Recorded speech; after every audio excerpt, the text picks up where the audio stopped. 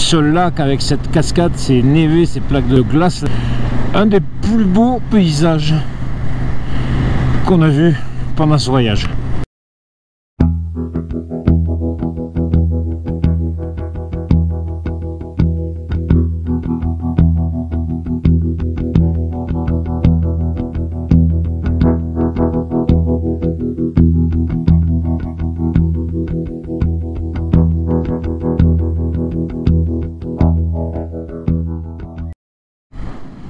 Salut les motards, on est ravis de se retrouver à Trondheim. On s'était quitté quand on était au Nordkap, qu'on avait atteint dans la tempête, vous en rappelez. On a passé la nuit là-bas et on est redescendu en quelques étapes. Fallait pas chômer, à l'aller on avait pris tout notre temps. Là on a pris la E6, fallait faire des trajets directs. Donc on a fait 3 étapes, Holsborg, 575 km. Puis Mo i Rana et le passage à nouveau du cercle polaire, génial, 535 km. Et enfin on a fait Trondheim, 475 km. Donc en 3 jours on est bien redescendu. Mais au terme de ces 3 étapes un peu directes, jolies au demeurant, il y avait une super récompense. Pour ce 12e épisode qui sera le dernier, nous allons faire à nouveau 2 routes panoramiques absolument superbes. Ce sera le point d'orgue de ce voyage. Donc voilà, nous quittons Trondheim de bon matin dans un ciel sans nuages, mais au bout de quelques kilomètres, on est rattrapé par la brume et un voile de nuages liés aux grosses pluies qui sont tombées hier. Heureusement, ça ne dure pas. Et nous retrouvons très rapidement un beau ciel bleu en suivant une jolie rivière. Eh bien voilà. Et je vais en profiter pour te montrer ce que nous allons faire aujourd'hui. Alors d'abord un petit trajet direct pour rejoindre la première route panoramique qui s'appelle la Valdresfly. Normalement c'est fabuleux parce que ça va nous mener à 1400 mètres d'altitude. C'est quand même les plus hautes altitudes de Norvège. Ensuite, on va repartir sur la E6 et on va terminer la journée avec une route panoramique à nouveau superbe qui va nous mener dans l'Outlands. Et ce soir, on va rejoindre une espèce de promontoire, un nid d'aigle en quelque sorte, perché au-dessus de la vallée avec un gîte qui nous attend, ça s'appelle Stegerstein. On est parti, on t'emmène. On est sur la E6, on roule sur un plateau rectiligne, battu par les vents. Mais c'est beau, c'est vraiment très beau. Et on suit un groupe de motards norvégiens, 5 motards. C'est assez rare pour être signalé. La plupart des motards en général ce sont des étrangers, des touristes. Là donc on suit nos Norvégiens, il y a un radar qui a été mis parce que vu comment la route est rectiligne, on peut être tenté d'aller un peu vite. Comme tous les radars norvégiens, ils flashent par devant. Donc on lève quand même le pied, ou plus exactement on réduit les gaz par habitude. Et puis on arrive à la ville de Donbass. Le nom, je dois dire qu'en pleine guerre d'Ukraine, c'est assez surprenant. On se demande si on n'aurait pas roulé un peu trop longtemps ou un peu trop vite. Voilà, on y fait le plein et puis on repart en direction de Dota.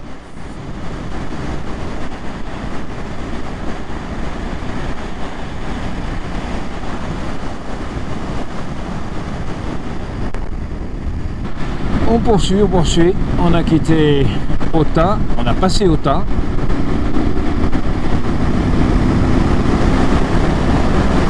Et là, on a changé de direction, on va prendre la Valdresfly. Et il y avait des panneaux, tout est ouvert.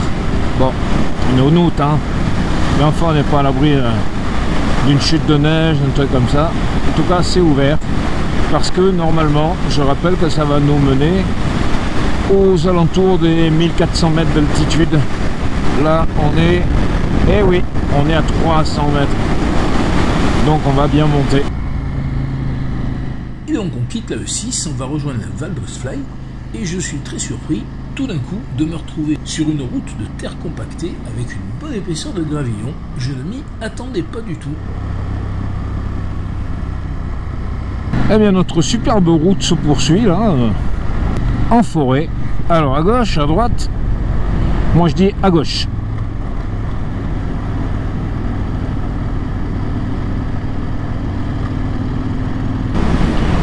La E6 dans ces régions elle était très belle, mais quand on quitte et qu'on prend les petites routes comme ça, on s'aperçoit quand même que ça restait une grande route.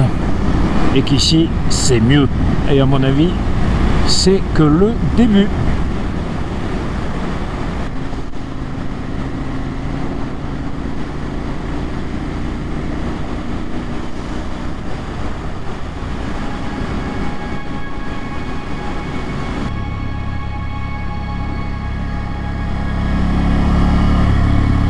chacun son véhicule. Et voilà le début de la Valdresfly à proprement parler. Un des premiers sites à voir sur la Valdresfly, c'est Ridderspranget. Ce sont des gorges sur la rivière Sioa. C'est au bout d'une petite route qu'on va prendre. C'est très très beau. Donc, eh ben, on y va.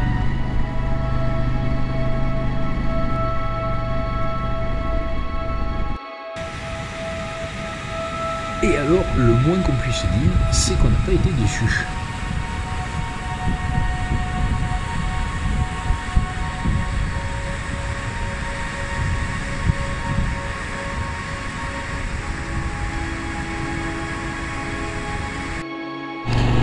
Après cette petite halte sur cette cascade magnifique, le Ridderspranget, eh bien on va reprendre la route 51, la route des ovnis, la Valdresfly. Et alors là, j'espère que tu es assis, tu vas avoir une surprise. Et voilà, la météo donc a complètement changé, mais ça ne nous empêche pas de profiter de ce panorama absolument superbe. J'espère simplement qu'il n'y aura pas trop de gouttes d'eau sur la caméra.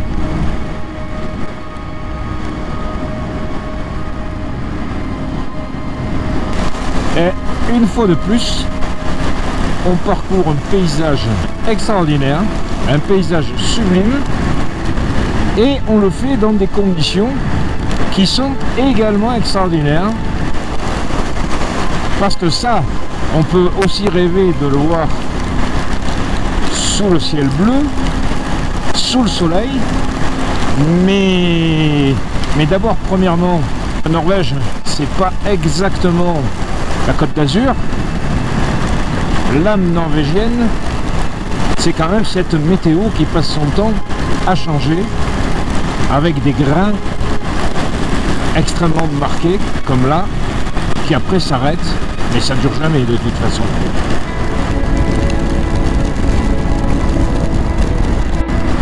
Voilà, là on est à 1250 mètres d'altitude, et ben, il n'y a plus un arbre, hein. Il n'y a plus un arbre, une végétation très rase, caractéristique, et c'est une immensité, une lande immense qu'on parcourt.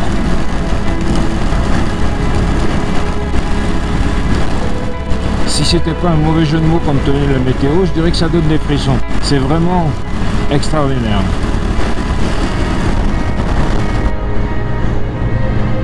Bon, le grain vient de se calmer. Ça va durer. Voilà, ben ça a duré à peu près un quart d'heure, une demi-heure. On a été surpris par le grain, donc on est trempé. La GoPro aussi, elle est mouillée. D'ailleurs, elle a décidé que le son ne marchait plus. Elle a pris l'eau. Et on se dit qu'on va peut-être essayer de se mettre à l'abri et de se sécher quand tout d'un coup, on aperçoit au bout de la descente une cafétéria. Ah, elle est la bienvenue. On va faire une pause. Est-ce que c'est une batterie, ça vient? Ah ouais. Eh ben, il faut changer la batterie. Donc la batterie... Ce qu'il y a de bien dans ce temps pourri qu'on a. aussi. Voilà. Je disais donc que ce qu'il y a de bien dans ce temps pourri qu'on a, c'est que quand tu vois un truc où il y a marqué cafétéria, t'hésites pas, tu te précipites, tu prends un café, des gaufres. Enfin là il y avait des gaufres avant, 6 parts, donc 3 crèmes fraîches, 3 confitures de fraises, et t'as aucun scrupule. Donc voilà. C'est pas? Ah oui, je valide. Moi aussi, je valide aussi. Donc, je me dis. Bon, bah là, vu qu'il pleut plus, on va y aller. De toute façon, on a signé, c'est pour chier. Le précepte de la Norvège, c'est après la pluie vient le beau temps, mais revient la pluie. Bon, pour le moment, on est dans la phase beau temps. Je sais pas pourquoi, mais on a toujours l'impression que ça va pas durer. Et là, ben là c'est splendide ce qu'on a derrière. je pense qu'on va s'arrêter pour faire une petite photo. Ouais, si on peut s'arrêter. Bon, en tout cas, on est reparti. On regrette pas d'être venu sur cette route là qui est fabuleuse, comme les autres. Hein. Allez, on roule.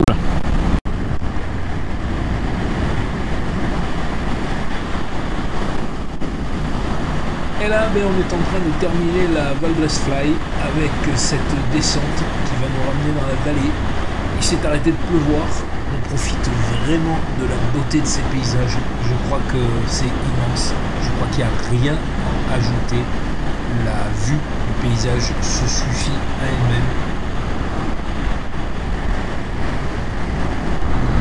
elle-même. Un paysage qui a encore changé. Un petit pont de bois. Bon, alors on est un peu embêté parce que il y avait un employé municipal, j'ai pas osé le filmer quand même, qui a arrêté tout le monde et qui disait que la route, on pouvait pas la prendre, mais que nous on pouvait la prendre parce qu'on était une moto et qu'il fallait aller doucement, mais que les voitures pouvaient pas passer. Quant à la route normale qu'on voulait prendre, qu'on pouvait pas la prendre parce que le pont était infranchissable. Bon, c'est quand même la région sinistrée là, si c'est ça. Alors ben on y va tranquille et puis on verra bien. Allez hop, roule ma poule. On a eu le fin de notre histoire parce qu'on avait du mal à comprendre un petit peu le norvégien. Si les routes posaient tant de problèmes à notre employé municipal, c'est tout simplement parce qu'il y avait un camion qui s'était foutu en travers. Donc effectivement, en moto, on pouvait passer, mais les voitures, ça coinçait. Quant au pont, on n'a pas vu. Et du coup, bah, on a retrouvé la E6, c'est joli, mais c'est de la grande route, c'est pas important pour nous, puisque l'objectif c'est de rejoindre notre deuxième et dernière route panoramique de la journée. On va arriver là à Lærdalsøyri. On n'a pas pris le tunnel. Le tunnel, lui, il faisait 24,5 de long. Alors, bof, un tunnel de 25 km, faut avoir envie quoi. Donc, on va profiter du paysage. Et continuer sur la route qui normalement devrait être sympathique. Voilà. Et là on va aller faire le plein. Voilà, donc on vient de faire le plein là à Lærdalsøyri. Et alors le gag c'est quoi? Ben, le gag c'est que il pleut. Donc ben voilà, on continue.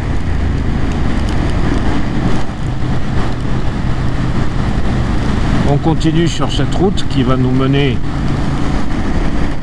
à Stegerstein, où on a notre hébergement de ce soir. Et cette route, c'est encore une des routes panoramiques. C'est Laurlandsfjellet. Ça y est, nous du soleil, c'est fabuleux, c'est ça la Norvège.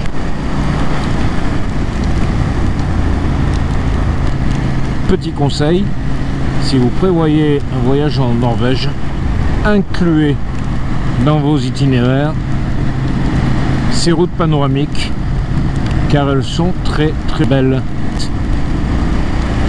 Et voilà, allez, allons-y. Ça c'est le départ de Laurlandsfjellet.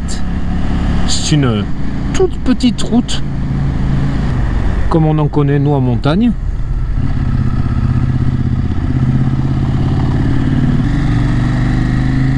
Elle part en lacet.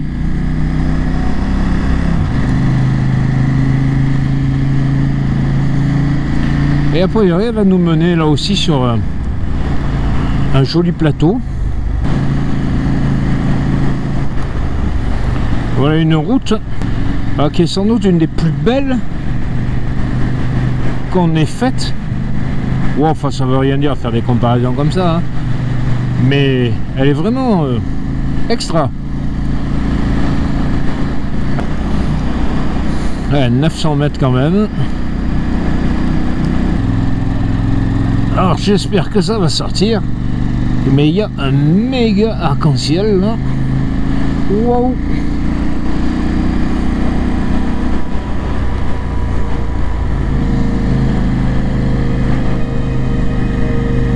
Oh ouais, qu'est-ce que c'est joli.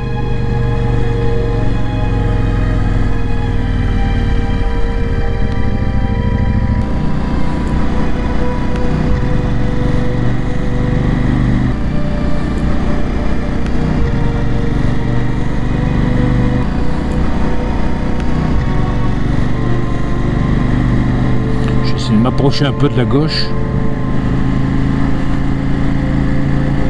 pour voir un peu mieux.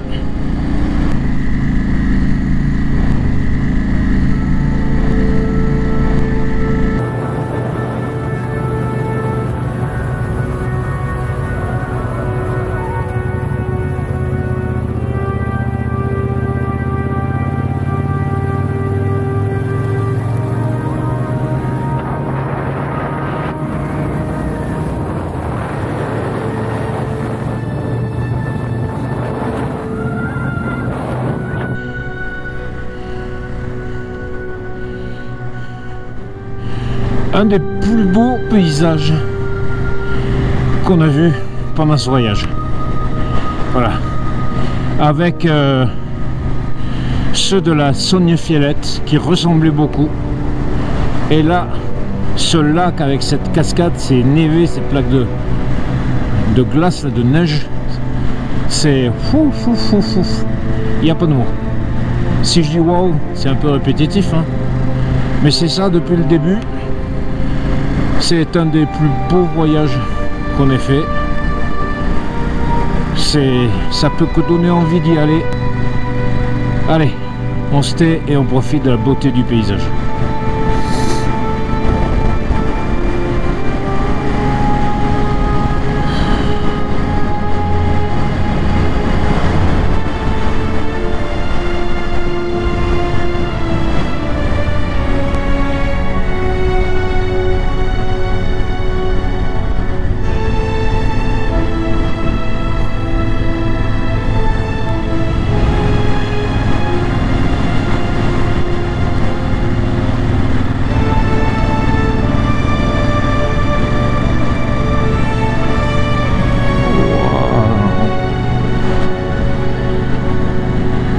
Chaque sortie de virage, c'est un émerveillement. Alors là, c'est même plus de la végétation rase. Là, maintenant, c'est du minéral. Je voudrais te préciser qu'entre le moment où on a vu l'arc-en-ciel et maintenant, il s'est écoulé à peine plus d'un quart d'heure. Pas de commentaires parce que je vais dire waouh, grandiose, magique.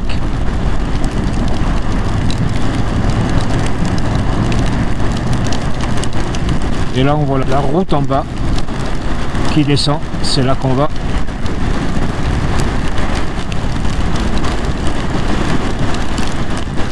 D'ailleurs, à Paris camping-car, là, je vois pas trop d'hébergement au sommet. Ça paraît un peu compréhensible.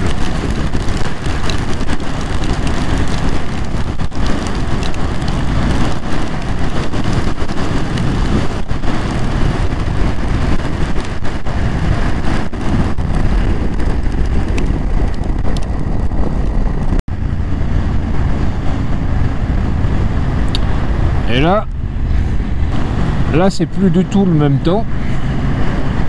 Évidemment, on est redescendu en dessous de 1000 mètres. Alors bah c'est beaucoup plus agréable. Si j'ose dire, on a récupéré 2 degrés, ce qui faisait 4. Donc il fait 6, presque chaud quoi, en quelque sorte. Mais en tout cas on se prend plus cette pluie glaçante. Et ça, eh ben, on apprécie la différence. La lumière aussi est beaucoup moins inquiétante que là-haut. Eh bien, amis motards, ce que vous voyez en bas là, ce petit village, etc. Paradisiaque un peu, hein. Enfin, à condition qu'il fasse un peu froid au paradis, mais bon. Donc ce petit village, eh bien c'est là qu'il y a notre hébergement de ce soir. Demain, on va à Bergen pour prendre le ferry.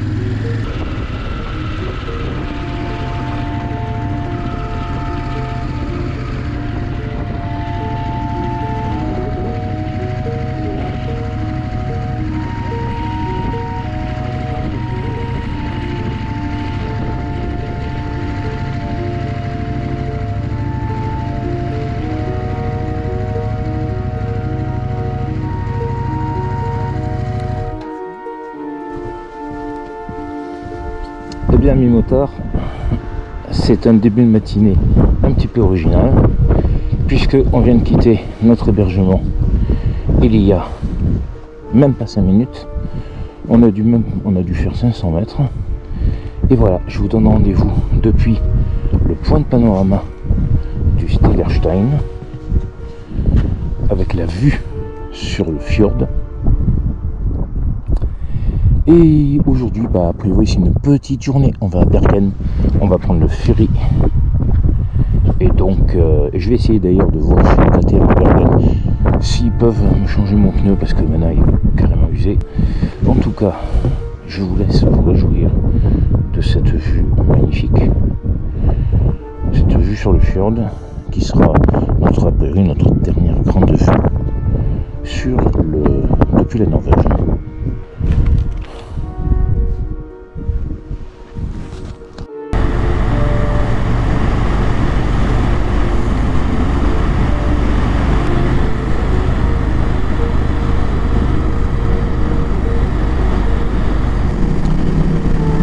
Voilà, en tout cas, on a quitté la vue des fjords qu'on avait juste avant.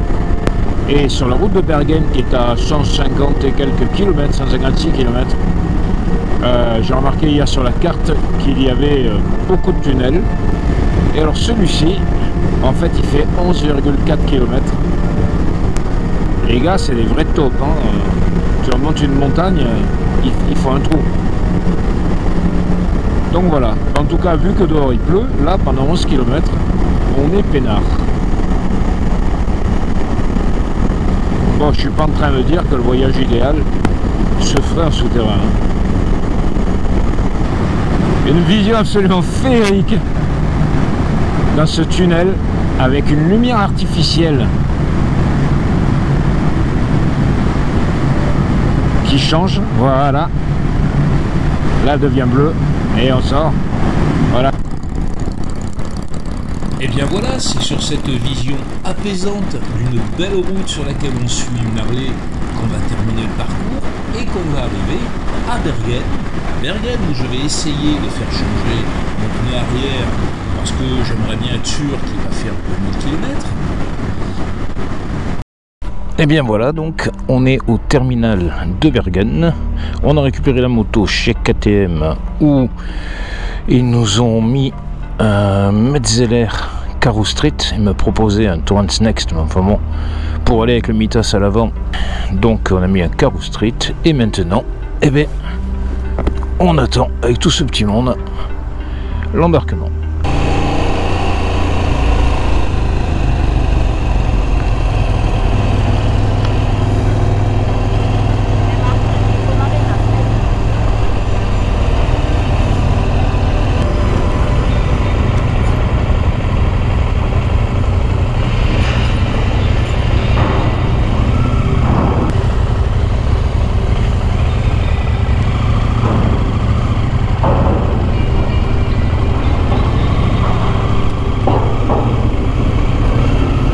Traditionnelle séance d'embarquement, il va falloir attacher les manteaux.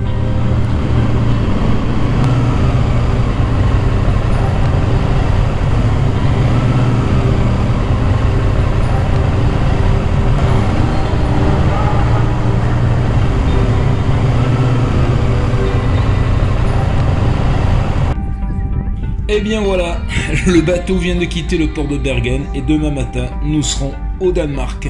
On fait une toute petite croisière qui en fait nous fait gagner beaucoup de temps.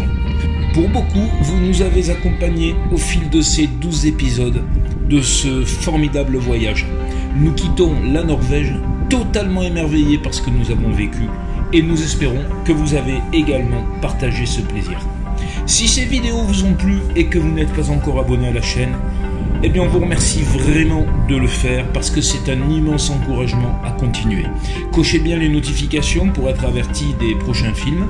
Nous allons faire très bientôt une vidéo dans laquelle nous répondrons à vos questions et dont nous partagerons tous les aspects pratiques de ce voyage. Il y aura ensuite une nouvelle série de vidéos de cet extraordinaire voyage que nous venons de réaliser pendant 3 semaines au Pérou. Alors restez avec nous. Et comme d'habitude, je vous dis, un road trip sinon rien.